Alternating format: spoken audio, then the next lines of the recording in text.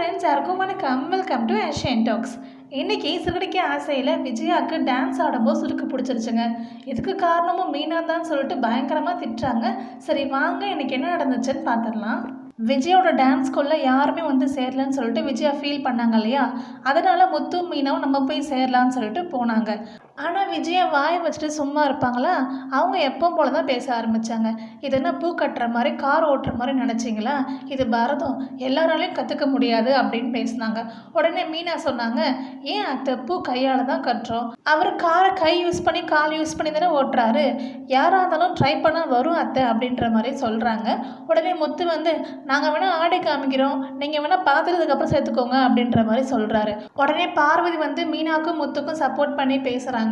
எதுக்கு வந்தவங்கள வேண்டான்னு சொல்லி அனுப்புற, நீ ஒரு ட்ரை பண்ணி பாரு, நீ வேணால் ஆடி காமி, அதே மாதிரி மீனா ஆடட்டும் அப்படின்ற மாதிரி சொல்கிறாங்க. உடனே விஜயா ஆடி காமிக்கிறாங்க, மீனாவும் சூப்பராக ஆடுறாங்க. அப்படி பயங்கரமாக ஆடிட்டு இருக்கும் போது விஜயாவுக்கு சுளுக்கு பிடிச்சிருச்சு. கை ஒரு பக்கம் தூக்கிக்கிச்சு, கழுத்து ஒரு பக்கம் திருப்பிக்கிச்சு. அவங்களால இறக்கவே முடியல.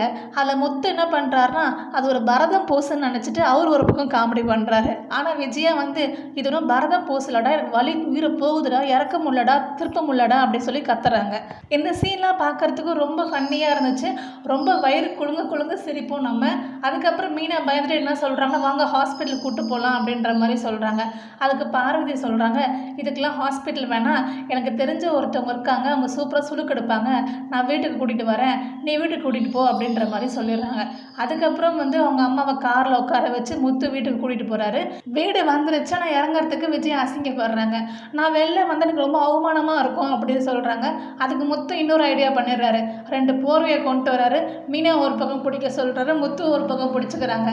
நீங்கள் பார்த்து இறங்கி உள்ளே போங்க அப்படின்ற மாதிரி சொல்கிறாங்க. விஜய் அதே போஸ்ட்லேயே பாவம் இறங்கி வராங்க.